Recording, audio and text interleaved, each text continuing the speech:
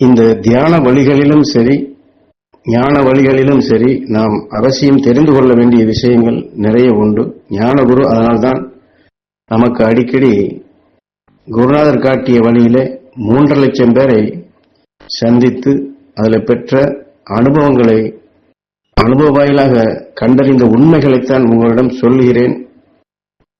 நான் படித்து தெரிந்து வரவில்லை, கற்றுக்கொண்டு வரவில்லை. குருநாதருடைய உணர்வுகளை பதிவு செய்து அதை வளர்த்து அதன் வழியிலே தான் உங்களுக்கு இதை உணர்ந்த உண்மைகளைத்தான் சொல்லிக் கொண்டு வருகிறேன் என்று பலமுறை சொல்லி இருக்கின்றார். இது போகவும் இயற்கையின் உண்மைகளை தெரிந்து கொள்வதற்கு குருநாதர் எனக்கு எத்தனை இம்சைகளை கொடுத்தார். அது குருநாதர் சொல்லக்கூடிய நிலைகளை முழுமையும் நான் தெரிந்து கொள்வதற்கு மிகவும் அவஸ்தைப்பட்டேன். இதையும் ஞானகுரு அவர்கள் நமக்கு நிறைய முறை சொல்லி இருக்கின்றார்கள். எனவே இந்த உண்மையை ஏன் இதையெல்லாம் சொல்கிறார் என்பதை நாம் அவசியம் தெரிந்து கொள்ள வேண்டும்.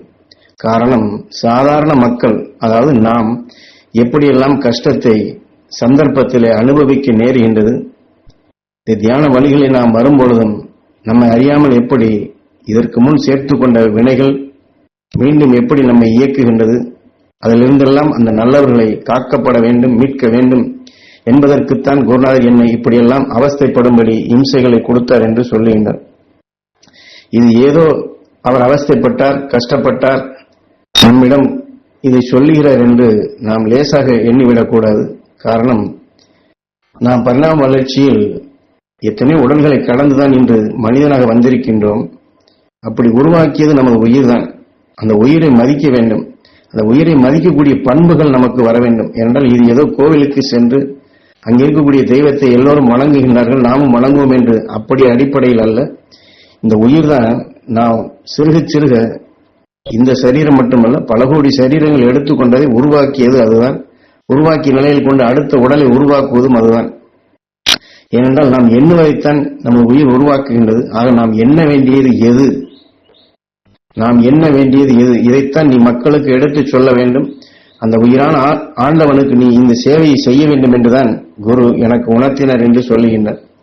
ஏனால் இயற்கையினுடைய நீதி பிரகாரம் எலக்ட்ரானிக் என்று உண்மையின் இயக்கத்தின் உணர்வுகளை விஞ்ஞான ரீதியில் நாம் புரிந்து கொள்கின்றோம், அதை பயன்படுத்துகின்றோம். ஆனால் அனுபவபூர்வமாக நம் உடலுக்குள் நம் உயிர் எப்படி எலக்ட்ரிக்காக இருக்கின்றது, எலக்ட்ரானிக்காக எப்படி உணர்ச்சிகளை மாற்றுகிறது, அதன் வழி நம்மை எப்படி வழி நடத்துகிறது என்பதை நாம் சற்று புரிந்து கொள்ள வேண்டும்.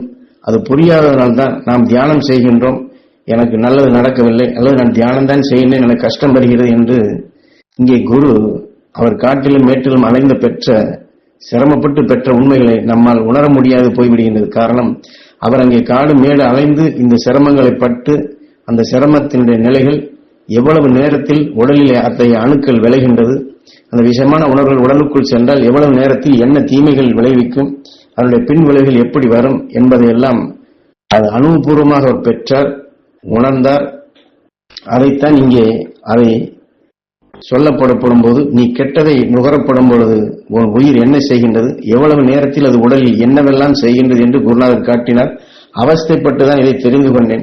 அதற்கு பின் அதை எப்படி திருத்துவது என்று குருநாதர் சொன்ன நிலைகளை திருப்பி எடுத்து எனக்குள் மாற்றி அமைத்துக் கொண்டேன். அதைத்தான் இப்பொழுது உங்களிடம் சொல்லுகின்றேன். அதை நீங்களும் எடுத்து மாற்றிக்கொள்ள முடியும். ஏனென்றால் அவர் காடு மேடு அலைந்து இந்த பள்ளிக்கூடத்தில் பிள்ளைகள் படித்து பிராக்டிக்கல் என்று தெரிந்து கொள்வது போன்றுதான் ஞானகுரு அவர்கள் தெரிந்து கொண்டு நமக்கு இதை சொல்லுகின்றார்.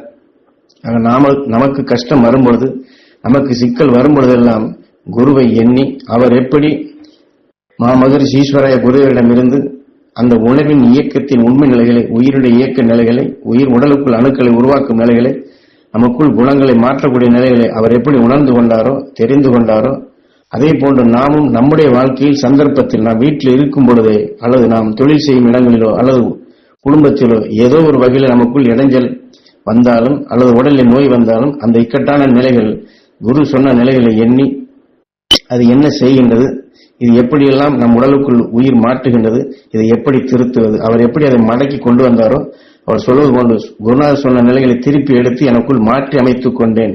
அவர் எப்படி மாற்றி அமைத்துக் கொண்டாரோ அந்த உணர்வை, அந்த நினைவை நாம் வலுவாக பற்ற வேண்டும்.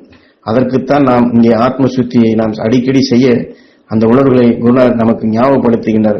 உயிரான ஈசனிடம் வேண்டி அந்த துருவ நட்சத்திரத்தின் உணர்வில் நாம் நுகர்ந்ததை இந்த உயிர் தான் உருவாக்குகின்றது.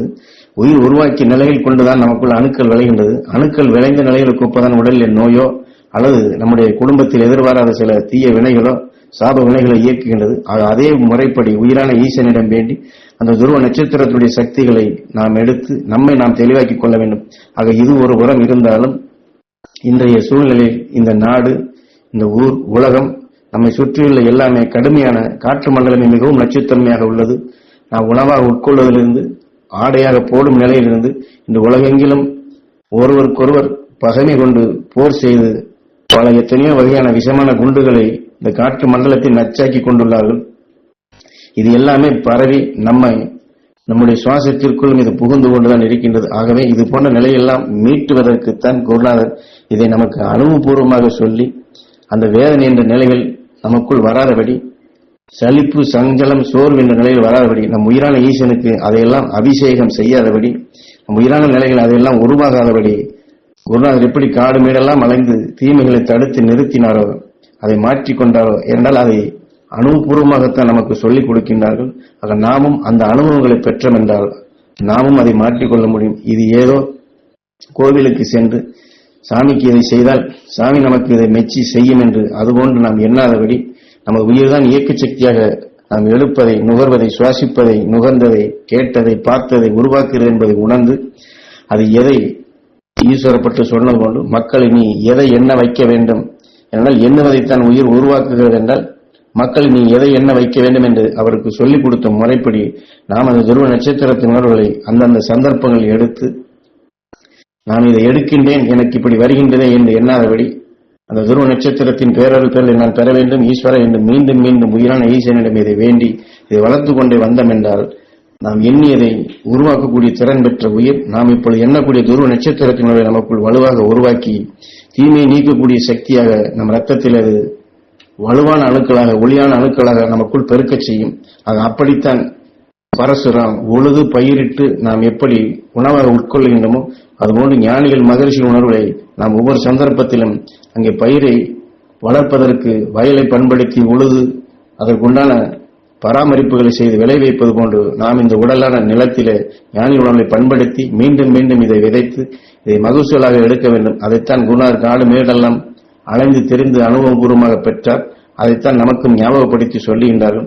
ஆகவே நான் உங்களுக்கு கொடுப்பதை நீங்கள் வீணாக்கி விடாதபடி, நான் பட்ட கஷ்டத்தை நீங்கள் வீணாக்கி விடாதபடி உங்கள் சந்தர்ப்பங்களில் எல்லாம் இந்த துருவ நட்சத்திரத்தின் உணர்வுகளை எடுத்து பயன்படுத்திக் கொள்ளுங்கள். தீமையை மாற்றக்கூடிய அனுபவங்களை பெருக்கிக் கொள்ளுங்கள் என்றுதான் உங்களுக்கு குருநாதர் சொன்ன முறைப்படி அபிஷேகம் செய்கின்றேன். உங்கள் உயிரான ஈசனுக்கு அந்த சக்தி கிடைக்க வேண்டும் என்று சதா தவம் இருக்கிறேன் என்று சொல்லுகின்றார்.